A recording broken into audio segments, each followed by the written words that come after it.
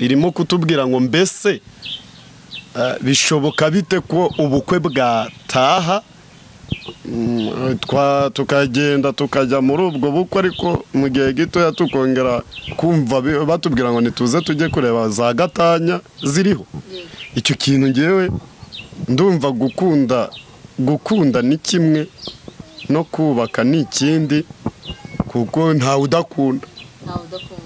udakunda gusa ngende cyangwa se bitanu mfite yenda ni 7.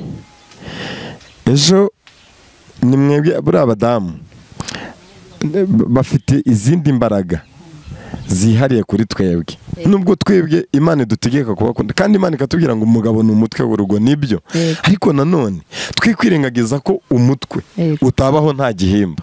Yego.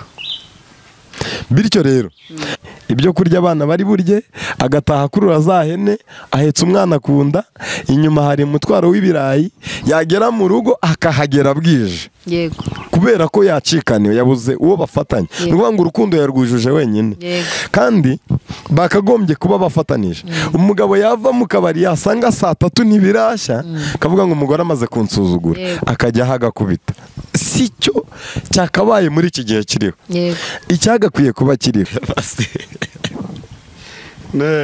Muri uko kuba abakristo barabaye benshi, abantu basigaye bafite n'ikinyabupfura cyo kunywa, ntabwo ari nka kera. Hari igihe wasangaga umuntu yaraye mu rutoki, cyangwa hariho nasanze ari gusunika umukingo ngo niyegere we ngo yumva ko ari kwegezayo umugore ngo aryame. Aho ni muri Kongo. Yarageze mu rugo.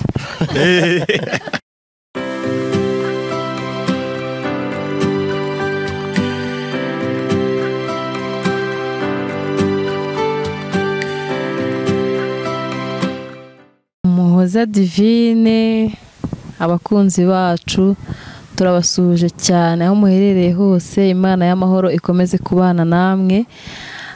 Tugiye gutangira ikiganiro cyacu, ni ikiganiro mpaka. Turatangira dusenga. Turagushimye Mana yacu wakomeje kubana natwe, izina ryawe rihabwe icyubahiro. Abari kure n'abari hafi, reka iki kiganiro kizabakomeze, kizabahembure, iki kiganiro kizahindure benshi, kizubaka ingo nyinshi zitandukanye.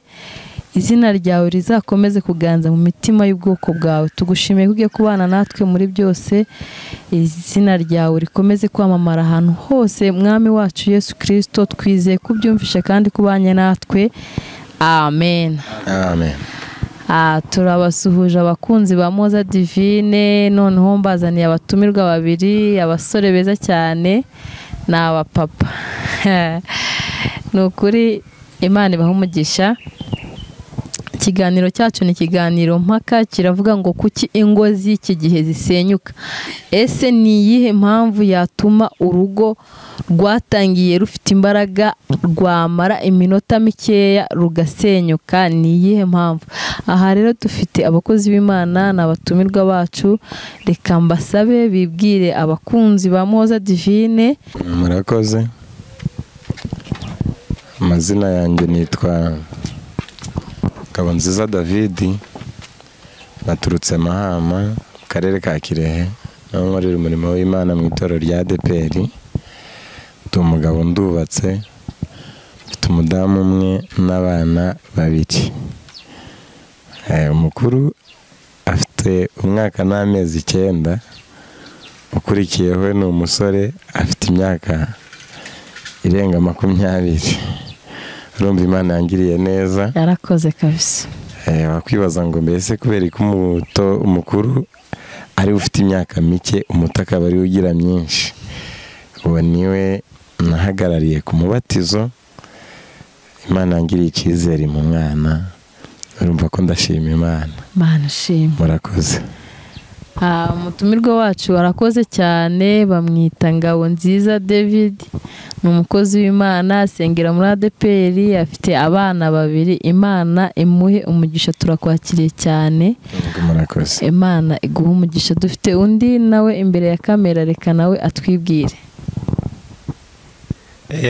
Amahoro y'Imana bane namwe bene data, ahantu hose muherereye.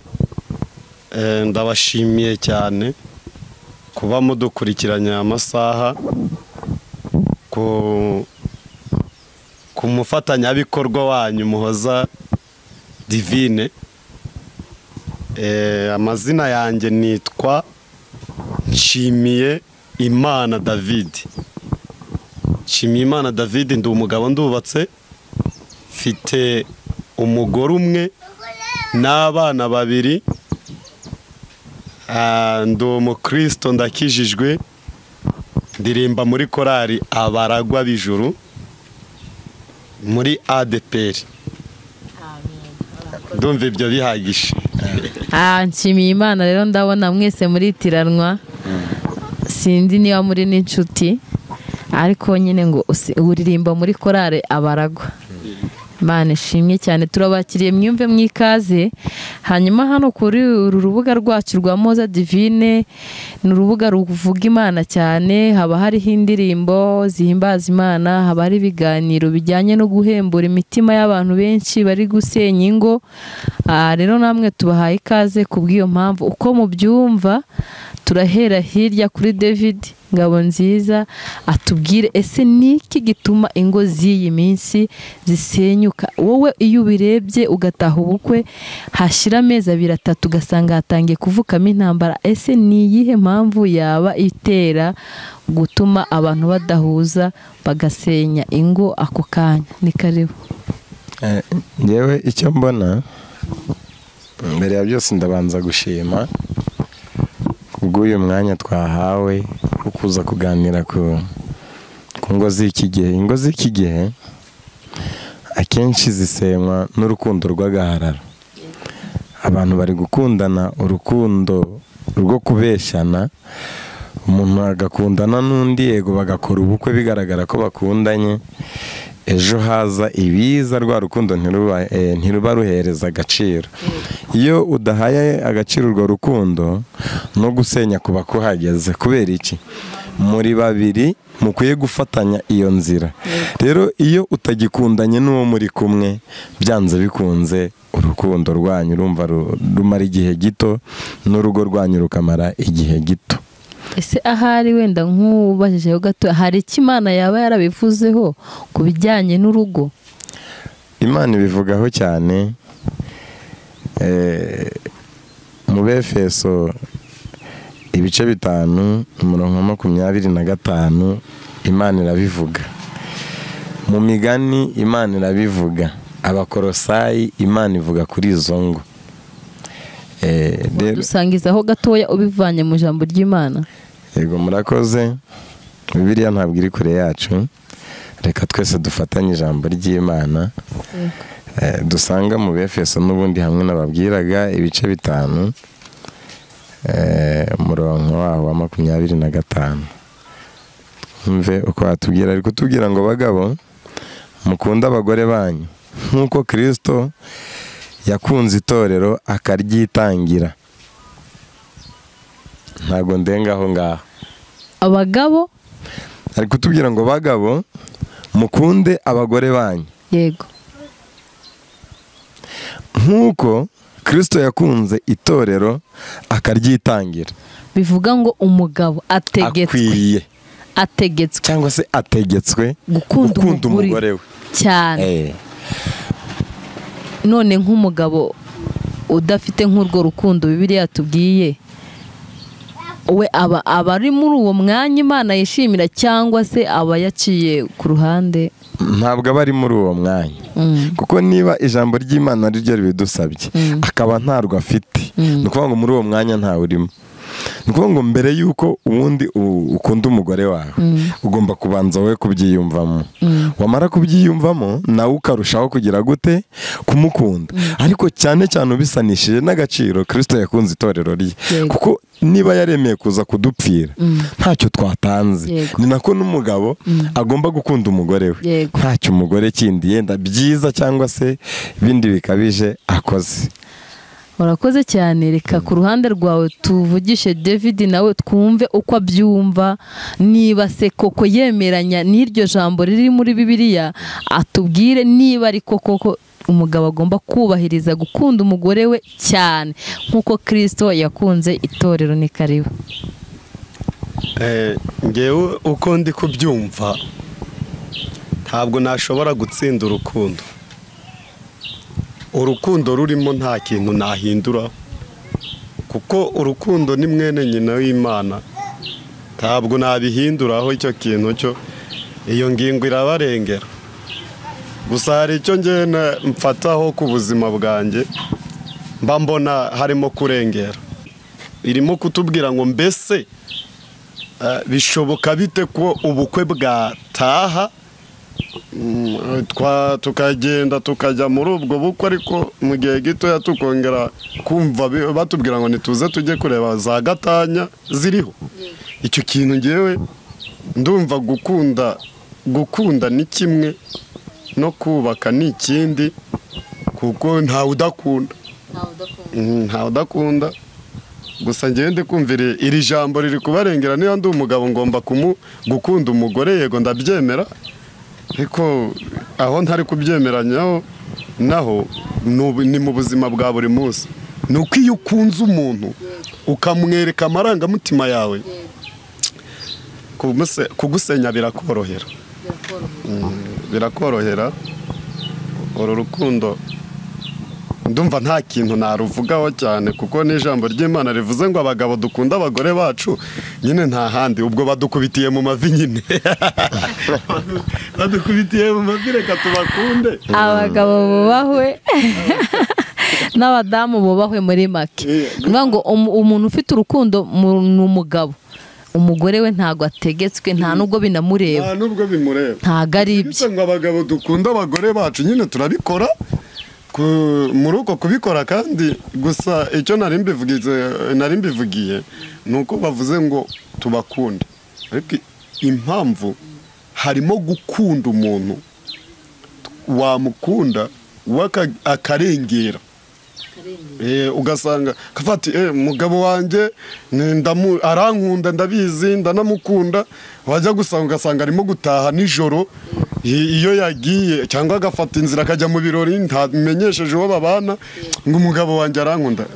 Ntabwo icyo kintu ari cyiza. Icyo kintu ntabwo ari cyiza. Niba tubakunda abo bagore bacu, nabo nibatwubahirize, batwubahe, bakore, batugandukire. Nese bivuga ko abantu basenya ingo haba habonetsemo gufata umwanzuro wo kugenda ntibumvikane, cyangwa se ubona impamvu ari ukutumvikana muri rusange, cyangwa hari indi mpamvu ishobora kuba ari yivanzemo ku buryo bananiranwa? Wenda bashobora nko kuba wenda yaramusanze amukunze, wenda hari nk'amafaranga njya nkunda kubyumva hirya, yagera agasanga ntayafite. Gusa abasore ntibahari, ariko nta rukundo. Ese buriya abagabo bafite urukundo bose cyangwa ntago barufite bose? Ngewe ndabona abagabo twubahwe turarufite pe, rwuzuye, kubera ko ari natwe twise izina umugore, twararibise. Ni ukuvuga ngo nkimara kwemera nkavuga ati uyu ni umudamu, ndamurebye ndamushimye, ntaramuzana ngo agere iwanjye, twari dufite amazina abiri. Izina rya mbere ni umusore, izina rya kabiri ni umukobwa. Umukobwa rero ategereza gukobwa, ngewe ndagenda murebye mutangaho imarigarita zanjye, ndavuga ati ni wowe nemeye. Gusa bafite rukuruza, bubahwe nabo. David, ku ruhande, ese urabyumva iyo urebye urukundo Kristo yavuze, usanga ari rwo ruriho uyu munsi? Abagabo b'uyu munsi bafite urukundo nk'urwo Kristo yavuze, nk'urwo Kristo akunda itorero? Iyo ubyitegereje usanga impamvu urwo rukundo Yesu yavuze rugikomeje cyangwa se rwaragabanyutse? Kuri urwo rukundo twavuze, nk'uko mugenzi wanjye bivuze, dufatanije iki kiganiro n'abo turi kuganiriza muri uyu mwanya, hari ibyo ntemeranya nawe. Mbere y'uko ngaruka aho ngaho warumbajije, kuvuga ngo yavuze ngo ntabwo wemerewe kumukunda ngo ubimugaragarize, kuko ngo iyo umugaragarije urwo rukundo bituma abona intege nke zawe ahantu ziri. Yego twe kubyirengagiza, Samusoni yakunze Delila cyane, twese turabizi. Amaze kumukunda birangira amumeneye amabanga, ariko kiriya gihe cyari kirimo abanyamahanga. Samusoni ari umuntu Imana yatoranije kugira ngo azahagarare kuri uwo murimo, ariko yaravuze ngo he kuzagira amabanga umena. Twa ngo iyo tugiye kubaka ingo bisaba ngo tubwizanye ukuri. Yego. Kubesha cyangwa se guhisha bivuyemo. Kubera iki? Niba nzaza nkakubwira ngo mfite 4,000 cyangwa se 5, mfite yenda ni 7, ejo ni mwebwe buri abadamu bafite izindi mbaraga zihariye kuri twebwe, nubwo twebwe Imana idutegeka kubakunda, kandi Imana ikatubwira ngo umugabo ni umutwe w'urugo, nibyo. Ariko nanone twikwirengagiza ko umutwe utabaho nta gihimba. Yego. Bityo rero nubesha igihimba, umutwe wowe ukabesha igihimba, ni ukuvuga ngo bwa bumwe bwo guhuza n'imibanire myiza bizanga, ntabwo bizakunda. Nibidakunda ikizabaho ni uko gusenya cyangwa se gutandukana bizahita bibaho. Njyewe icyo mbona cyaba kizima ni ukubwizanya ukuri. Usanga abantu babwishanyije ukuri nta kibazo cyaza kuvukamo, ingo zakubakwa. Ariko yo hajemo uburiganya buba bwaje. Uburiganya ni ikintu Satani yashingiyeho ajya gusenya babiri bari bahuje muri Edeni. Aragenda araboshya, yosha umugore amubwira ati bigenda uko. Yarakoresheje uburiganya bwagarutse kenshi mu ijambo ry'Imana. Yego. Bari bemeranije bavuze ati tugenda tugurisha isambu, yego, tuze dusangire n'abandi. yego. Bagezeyo umugabo araza arabesha, aravuga ngo siko byagenze, uku niko twagurishije, arapfa. Yarazize uburiganya. Yego. Nanone umugore nawe aje aravuga ati ibyo umugabo yavuze nibyo. Ati nibyo. Nawe bagize gute? Bagiye kumushyingura. Icyaha cyo kubesha mu rugo, kubesha umugore wawe mufatanije urugendo rwa buri munsi, kuko iyo tugiye gushaka ntago twiha igihe. Turavuga ngo uyu niwe tuzabana akaramata. Ijambo ryaragarutse ravuga ngo nakara kumumara. Nakara kumumara yanjye. Yego. Bishatse kuvuga ngo n'urugingo rwawe numubesha uzaba wibesha uzi kubeshe umugore. Icyo mbona cyaba kizima rero nuko habaho kubwizanya ukuri, nkakubwiza ukuri ukambwiza ukuri, hanyuma ibitagenda ahubwo akaba ari byo dukosora, ariko twamaze kugira ubumwe bwo kubwizanya ukuri. Bivuga ngo ukuri kurakenewe mu ngo, kurakenewe cyane. Umunsi ku wundi ingo zikeneye kwicara zikaganira ku buzima bwa buri munsi. Ariko hari akantu yaje kuvugaho, aravuga ngo hari ukuntu umudamu ajya yicara akumva umugabo agomba kuba ari we ufite urukundo gusa. Ese umudamu we aramutse agize urukundo agakunda umugabo we, hari icyo byatwara? Enda simvuga ngo abagabo dukunde twenyine. Urakoze kuba ukimbajije. Simvuze ngo abagabo dukunde twenyine. Ni ukuvuga ngo tugomba gusiganirwa twese. Tuvuga ngo ni ikintu twese tugomba kureba. Umugore akakireba, nanjye umugabo nkakireba. Ese duhagaze tugahana umwanya tukavuga ngo reka tugende tugere kuri kiriya kintu. Umwe yirukansa agatanga undi yasanga ntacyo. Nuvuga ngo igisabwa hagati ya babiri bubakanye urugo, munyumve neza, nuko habaho gukundana hagati y'abantu bose. Icyubahiro bavuze cyangwa se uku gukunda umugore bavuze, hari ahantu twigeze gutura ko ndi umukongomani. Umugabo bajya mu murima n'umugore, umugore hano ndacumbitse. Iki gihugu cyaratwakiriye, turi impunzi, turanabashimiye rwose, Imana ibahe umugisha. Bajya guhinga ba papa wacu cyangwa se n'abandi, umugore akagenda yikoreye ibyo aza gutekerayo, akagenda akuruye ihene, akagenda ahetse umwana, akagenda yikoreye inkwi, buri kimwe cyose ari we uri bugikore. Umugabo akajya imbere, icye ari ukugera mu murima gusa agahinga. Dusoje guhinga cyangwa se habayeho gucyura ikivi, umugabo agataha nta kintu afashe. Igihe umudamu afite abana 4 cyangwa se 5 ari buhangane nuko agiye gutaha akabatekera, umugabo akamwikoreza yasuka, akongera akamusubiza za hene.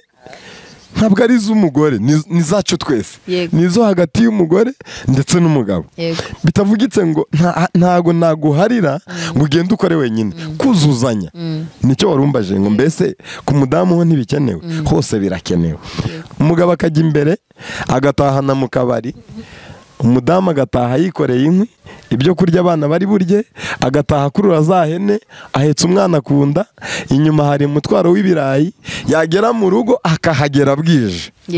Kubera ko yacikaniwe, yabuze uwo bafatanya. Ni ukuvuga ngo urukundo yarwujuje wenyine, kandi bakagombye kuba bafatanije. Umugabo yava mu kabari yasanga saa 3 ntibirashya, akavuga ngo umugore amaze kunsuzugura, akajya hagakubita. Si cyo cyakabaye muri iki gihe kiriho. Icyagakwiye kuba kiriho, turafatana urunana.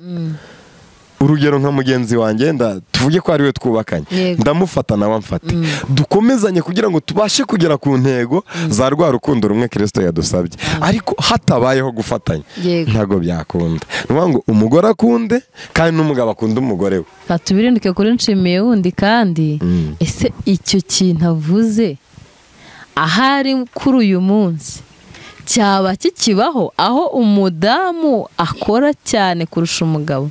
Ese wenda ntekereza ko byaba byatewe wenda n'uburwayi cyangwa n'indi mpamvu yindi yabayeho. Ariko uyu munsi hari umugabo ushobora kuvuga ati umudamu ajye mu murima, ave mu murima, yoza ibyombo, ave mu byombo amese, imirimo yose ayikore, namara kuyikora umugabo yibereye mu kabari, nava mu kabari amukubite. Iyo mpamvu, ibyo bintu biracyabaho? Muri iyi minsi abakirisitu babaye benshi. Muri uko kuba abakristo barabaye benshi, abantu basigaye bafite n'ikinyabupfura cyo kunywa, ntabwo ari nka kera. Hari igihe wasangaga umuntu yaraye mu rutoki, cyangwa hariho nasanze ari gusunika umukingo ngo niyegere we, ngo yumva ko ari kwegezayo umugore ngo aryame. Aho ni muri Kongo, yarageze mu rugo. ariko ubwira ati egerayo. Gusa mugenzi wanjye, hari ikintu numva tutari guhurizaho. Ikintu tutari guhurizaho ni icyo kuvuga ngo umugore, ubundi ikintu kitubwira ko umugore yakoze ni uko dusanga byose yabikoze byo mu nzu. Ibaze kanjye mugabo n'icyubahiro cyanjye n'ukuntu ngana uku nguku, urabona njyewe yego nje vuba muri kariyeri yabubatse ingo, ariko nubwo mbibona uko nguko, nasanze n'abakera bose ibiryo byabasangaga ku murere. Ku murere urahazi? uwo ni umuco nyarwanda. Ugasanga nyine yagiye, ugasanga hari n'ubwo ngewe ntamenyaga ko data arya cyangwa mama ko arya, kuko bariraga iyo hirya, twebwe tukarira muri saro. Cyangwa abantu baza ari benshi tukabimukira tukicara hanze tukarira hanze. Numva mu rwego rwo kwimukira abakuru. Ikindi, hari ibintu mba mbona, hari inzoga y'umugabo, hari divayi umugabo agomba kunywa, hari amata umugabo agomba kunywa. Ya mata ndayavugaho gatoya yo, ugasanga amata mbere yo kuyahereza umugabo habonetsemo kuyacunda neza, buryo ki amasoro yose ari buhwane. None icyo gihe bahita bayazana bakayahereza umugabo. Ngewe nshingiye ku muco w'ababyeyi bacu ba kera, ese ko babikoraga hari icyo bari babaye? Hanyuma ngewe ikintu ndimo kuvuga kuri uyu mugabo, arimo kuvuga ngo umutwe ngo mbese wabaho nta gihimba. Ibyo ngibyo ngewe ndumva bitarimo guhura. Yego barimo kutubwira ngo umugabo ni umutwe w'urugo nk'uko na Kristo nawe ari umutwe w'itorero. Bivugitse ngo iyo urimo kugenda winjira muri ibyo uva mu bwiza winjira mu bundi. Aho rero ibi bintu babihinduriye bakabihindura bakavuga ngo uyu mugabo agomba kugira agaciro kangana n'ak'umugore. Mu by'ukuri ku mugabo wiriwe afite ihene ni kimwe batwaraho ibuye, wenda yakoze ikiyede, atashye ari kumva aha hose yarenganye nta mbaraga zashize, cyangwa se wenda yagiye mu isoko yakubiswe yahuye, hari n'ubwo yakoze aramburwa, hari n'uwasunitse igare kugira ngo urugo rwe rubeho. Iyo ubona bigenze kuriya, uyu mugabo reka nkubaze ijambo ry'Imana hano mu Bakorinto, Abakorinto ba mbere ibice ni 11 ku murongo wa 12 haratubwira ngo nk'uko umugore yakomotse ku mugabo ni nk'uko umugabo abyarwa n'umugore, ariko byose bikomoka ku Mana. byose bikomoka ku Mana. ongera uhasubire. Ndongera mpasubire. Haravuga ngo nk'uko umugore yakomotse ku mugabo niko umugabo abyarwa n'umugore, ariko byose bikomoka ku Mana. Urumva yenda ntaguciye no muryo uvuga nkavuga imbe ncecetse, urumva ko kuzuzanya kugomba kuboneka. Komeza. Ngewe ikintu ndimo kuvuga rero kuri iki kintu, ntabwo nshingiye ku muco wacu w'abantu bose babayeho mbere yacu. Nasanze umugore icye ari ukubaha umugabo akanamugandukira, ariho hahandi yicara akavuga ati ibyo ari byo byose uyu mugabo ngomba kumwubaha. Murakoze cyane. Ikiganiro cyacu nakagaruka, turi ku kiganiro kivuga ngo mbese kuki ingo z'uyu munsi zisenyuka. Twabonye impamvu mu jambo ry'Imana nyinshi zirengera umugabo, tubona n'impamvu zirengera umugore, byose ko bituruka ku Mana. Ni ukuri ndabashimiye nk'abatumirwa bacu, tuzongera tubatumire ubutaha, mugaruke noneho mutubwire neza impamvu umugore aba agomba kubaha umugabo cyane, umugabo nawe agakunda umugore cyane. Ese ahari iyi minsi baba babyubahiriza cyangwa barenze ku nshingano? Murakoze cyane. Ikiganiro cyacu nakagaruka, turabashimiye mwese abadukurikiye. Ni Muhoza Divine, umukozi w'Imana ubakunda cyane aho muherereye. Turabasuhuje. Imana y'amahoro ikomeze kubana namwe. Amen. Amen.